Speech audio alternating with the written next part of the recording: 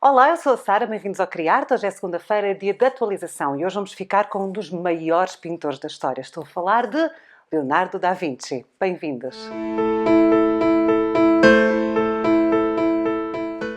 Olá, bem-vindos ao Criarte, eu sou a Sara. Hoje vamos falar de Leonardo da Vinci, um dos maiores génios e um dos maiores pintores da história. Vamos tentar fazer um vídeo curto, vai ser difícil porque há muito a dizer sobre Leonardo da Vinci.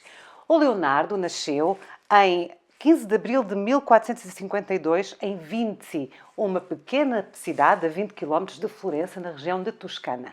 O seu pai era o Ser Piero, que era um rico e próspero comerciante de sedas, e a sua mãe era a Catarina, que era uma humilde camponesa. Logo, a sua mãe não o criou, ele foi criado pela família do pai. Como foi filho ilegítimo, não teve direito ao nome de família. Quando os filhos nasciam assim, dessa forma, ilegítimos, dava-lhes sempre o último nome da terra onde eles nasciam. Logo, ele ficou conhecido como Leonardo, que é o seu nome próprio, de Ser Piero, que é o nome do pai, da Vinci, portanto, da terra Vinci. E foi assim que ele ficou conhecido na história, Leonardo da Vinci.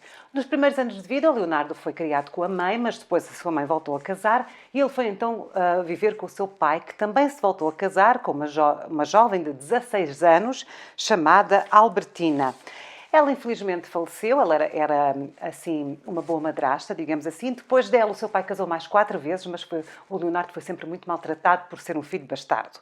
Só no final da sua vida é que o seu pai teve mais filhos, no entanto nunca houve uma grande proximidade entre eles. O seu pai protegeu, mas não o amou. Ora, o Leonardo desde muito cedo que demonstrou muito talento para a pintura, especialmente para o desenho. Como ele não podia herdar os bens do seu pai, o seu pai queria que ele fosse para uma oficina aprender um ofício qualquer, já que ele era muito bom a desenhar e um dos grandes amigos da família era um grande pintor de Florença, Andrea del Verrocchio. O seu pai foi falar com o seu amigo para que este aceitasse o jovem Leonardo, de 14 anos, na sua oficina. E foi para aí que o jovem foi, o Leonardo, já em Florença.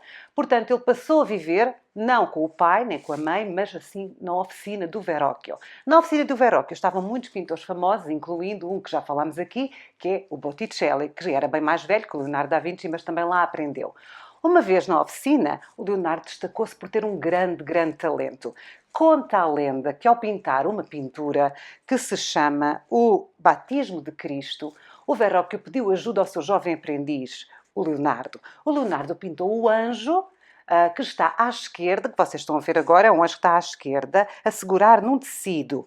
Conta a lenda que quando o Verrocchio viu o anjo do Leonardo, ficou esmagado pelo talento do seu aprendiz e que jurou nunca mais pintar. E é verdade, ele nunca mais pintou, porque percebeu que o seu jovem aprendiz era um verdadeiro gênio e ele sentiu-se mal, coitado. Apesar disso, o Leonardo foi feliz nesta oficina, pintou vários quadros com o seu mestre, numa participação, e foi aqui que ele aprendeu aquilo que viria a defini-lo como pintor do Renascimento. Estou a falar do uso da perspectiva, do uso da cor, ele aprendeu também a fazer as telas e a preparar as obras para a escultura. Aprendeu a anatomia física do ser humano e também aprendeu a anatomia do animal e das plantas. E ele desenhava muito, porque o jovem Leonardo era para além de ser um grande talento, era um perfeccionista. Portanto, ele fazia estudos para pintar uma obra. Nós sabemos que ele trabalhava nas obras do Verrocchio. Porquê? Porque nos seus cadernos, que chegaram até hoje, estão vários estudos de partes do corpo que depois, mais tarde, apareceram nas obras do Verrocchio. Ora, a primeira obra atribuída totalmente ao Leonardo da Vinci é a Madonna do Cravo, que é de 1475 e que é uma tela em tudo, portanto, na composição, no uso da técnica e da perspectiva, semelhante às técnicas usadas na oficina do Verrocchio. Portanto, ele estava muito colado ao seu mestre. Mais tarde, ele afasta-se um pouco disto, mas, por enquanto, e durante a sua juventude, ele pintava muito à moda do Verrocchio. O Leonardo era conhecido por ser perfeccionista, os seus amigos gozavam com ele e diziam que ele era o pintor mais lento da história. Aliás, o Luca Beltrami até escreveu, eu vou ler, a sensação é de que se houvesse uma competição para o pintor mais lento, Leonardo teria ganho seu mínimo esforço. Ora, esta perfeição toda e esta lentidão juntaram-se e o que é que aconteceu? O Leonardo tem menos de 20 obras terminadas. O que ele fazia era aceitava as encomendas e depois não as terminava. Ele também era conhecido por ser muito instável, ele teve muitos problemas com a lei, ele foi preso até num grande processo, uma vez acusado de dormir com um homem, que era um crime muito grande, aliás ele podia arder na fogueira por causa disto, mas como tinha amigos influentes e mais uma vez o seu pai vem a seu auxílio, o caso foi arquivado. No entanto, as pessoas diziam que ele vivia dia para dia, não pensava no futuro, era uma pessoa muito inconsequente, enfim, era um bom vivant.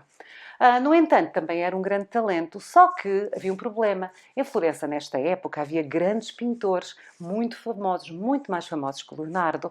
Ou seja, ele não conseguia sobreviver apenas com a pintura, ele tinha poucas encomendas pequenas. Mais uma vez, foi pedir ajuda ao seu pai, para alguma coisa ao senhor servia, e o seu pai, então, junto a pessoas influentes, lá conseguiu que fizessem uma encomenda colocar num dos altares de São Donato, em Escopeto. Ora, o Leonardo inspirou-se na Adoração dos Magos do Botticelli, que já falámos, só que houve mais uma vez um problema, ele não acabou a encomenda. Em vez de acabar, pirou-se, foi para Milão.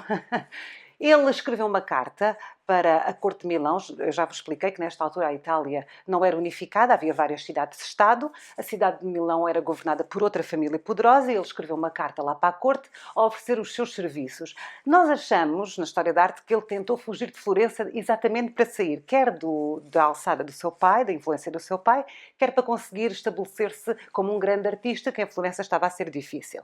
Mas quando ele ofereceu os seus serviços à corte de Milão, não foi enquanto pintor, foi enquanto engenheiro militar ou arquiteto militar. Porque o Leonardo tinha muitos talentos e era muito dado à ciência. Ele gostava de estudar ciência, gostava de estudar máquinas e então ele achava que também era um grande engenheiro e um grande arquiteto militar. E achava também que assim talvez fosse mais fácil arranjar um emprego. Então ele foi para Milão, a sua carta foi recebida e nesta época existia então a possibilidade de grandes encomendas em Milão. Com apenas 30 anos, o Leonardo escreveu para a corte e lá conseguiu entrar. Portanto, mas a sua primeira encomenda em Milão acabou por ser uma pintura, mais uma vez. Estou a falar da Virgem dos Rochedos. É uma pintura muito bonita e muito famosa do Leonardo da Vinci.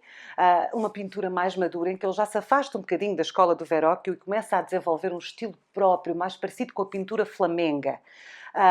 E também começa a desenvolver uma técnica que é muito conhecida até aos dias de hoje na pintura, que foi ele que inventou, que é o esfumato. O esfumato é uma espécie de névoa em que a transição de cores é feita de uma forma muito suave.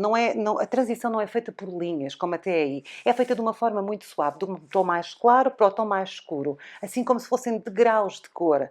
A primeira obra, a Virgem dos Rochedos, vamos voltar a ela, fazia parte de um altar para a Irmandade Franciscana. No entanto, na altura do pagamento, quando o Leonardo foi entregar a encomenda aos franciscanos, houve ali uma grande questão com o pagamento e ele acabou por vender esta obra a outras pessoas.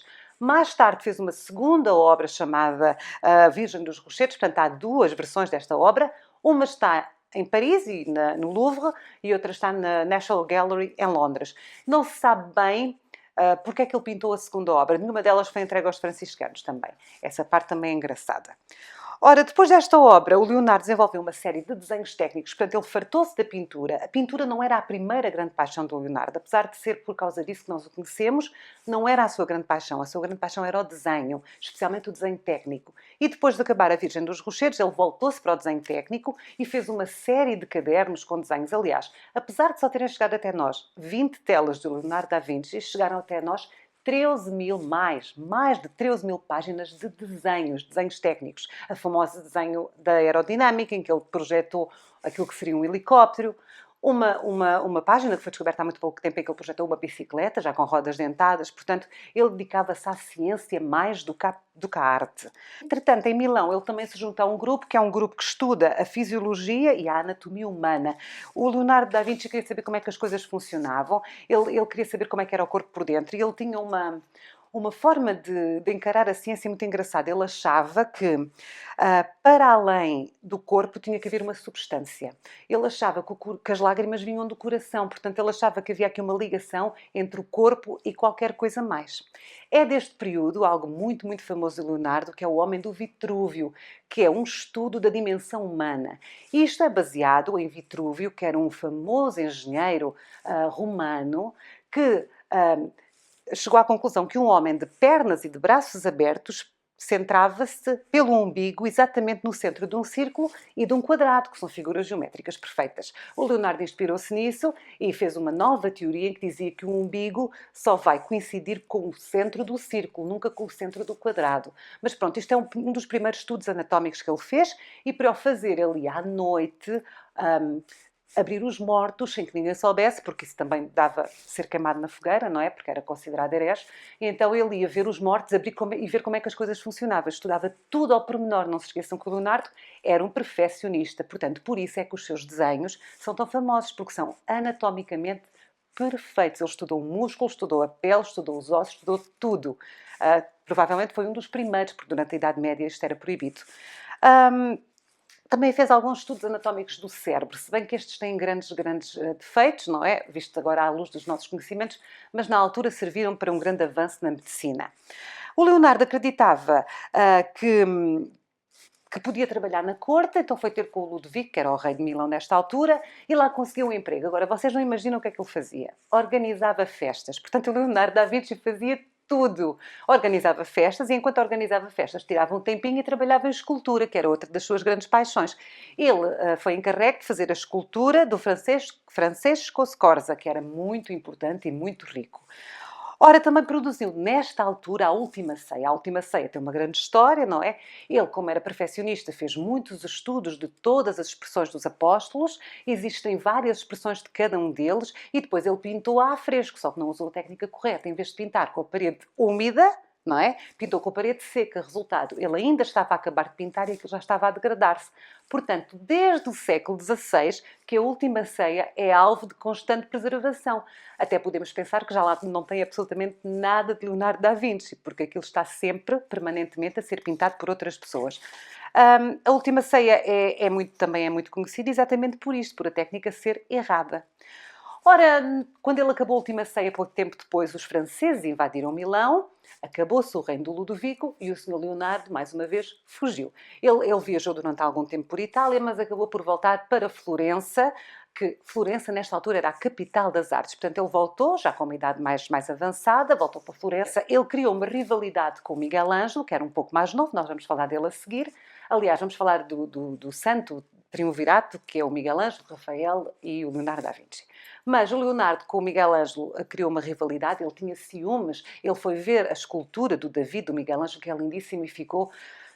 foi um grande impacto e até existem muitos desenhos ele a copiar a escultura do Miguel Ângelo. O Miguel Ângelo já representava uma nova forma de fazer as coisas, era mais novo, não é? Era também um homem do Renascimento e o Leonardo não gostou muito dele. Depois, o Leonardo desenvolveu um estilo único, também da pintura, não é? Colocando a cabeça de lado, portanto, é assim, o corpo de lado vai para um lado e a cabeça vai para o outro. Isto é típico da escola flamenga, mas o Leonardo levou isto a um novo extremo. Portanto, corpo para um lado, cabeça para o outro. Se vocês pensarem, é assim que está a Mona Lisa, que é a pintura mais famosa do Leonardo da Vinci. Esta pintura é famosa por uma razão engraçada. Foi por ter sido roubada, porque ninguém ligava nenhuma à Mona Lisa. Mas em 1911, o italiano Vincenzo Perugia roubou a Mona Lisa. Isto foi... alvo de muita publicidade e toda a gente depois quis conhecer a obra da Mona Lisa. Na verdade, ele não tinha razão para roubar, porque a Mona Lisa não pertencia ao Estado italiano. Na verdade, foi uma encomenda de um rico e próspero nobre de Florença que queria celebrar o nascimento do seu filho e pediu ao ao Leonardo da Vinci, desculpem, para retratar a sua esposa, a Lisa. Foi Francesco del Giocondo, o marido da Lisa, que pediu ao Leonardo da Vinci para a pintar. E ele pintou-a, só que nunca entregou o quadro. Mais uma vez, o Leonardo era perfeccionista e devia gostar muito do quadro, porque ele manteve o quadro sempre junto de si. Há muitas teorias acerca da Mona Lisa, dizem que é o Leonardo da Vinci disfarçado, dizem que ela tem muitas doenças, dizem muitas coisas, mas na verdade o Leonardo nunca disse nada da Mona Lisa. O que sabemos é que ela realmente existiu, era a esposa de um senhor muito rico, que era o Francesco Giocondo. O último trabalho atribuído ao Leonardo da Vinci é o São João Batista, em que ele usa mais uma vez o esfumato. Ele aqui desenvolve a técnica completamente. Ele no início tentou fazê-lo, mas aqui desenvolve a técnica completamente. Portanto, o Leonardo é um precursor do esfumato, que é algo muito importante na história da arte. Em 1516, então o Leonardo vai para a França e com 65 anos está a viver no Clos Lucé, que é um castelo, um solar, e é lá que ele vem a falecer, porque tinha uma saúde debilitada, já era velhote na altura. Ele morreu a 2 de maio de 1519 e ao seu lado estava o rei, que era seu grande amigo, e estava a Mona Lisa, a tal tela, devia ser a preferida dele, não é? O seu aluno Giacomo Solaia herdou a maior parte dos bens do Leonardo da Vinci, incluindo a Mona Lisa, e quando este faleceu, o rei adquiriu a obra e mais, ele escolheu imensas obras de Leonardo que estão hoje no Louvre. Portanto, foram compradas, não foram roubadas. Depois da sua morte, o seu amigo e aluno Francesco Melzi reuniu todas as anotações e publicou um livro chamado Tratado de Pintura segundo Leonardo da Vinci, que a partir dessa época passou a ser o manual de pintura para todos os grandes pintores que vieram após o Renascimento. Portanto, o Leonardo havia muito para dizer acerca dele. O Leonardo da Vinci tem uma vida fantástica, ele vive muito tempo e acaba por ser conhecido como o maior pintor do Renascimento. Pode não ser o maior pintor do Renascimento, mas é sem dúvida o mais famoso pintor do Renascimento. Na próxima segunda-feira vamos ter mais uma atualização aqui no Criarte. Vamos falar do top 3 do Leonardo da Vinci. Do que será que eu vou falar? A Mona Lisa é com certeza. Se gostam de arte, continuem a seguir-nos. Não se esqueçam de subscrever, de fazer like, de partilhar os nossos vídeos. Nós encontramos-nos na próxima segunda-feira. Tchau!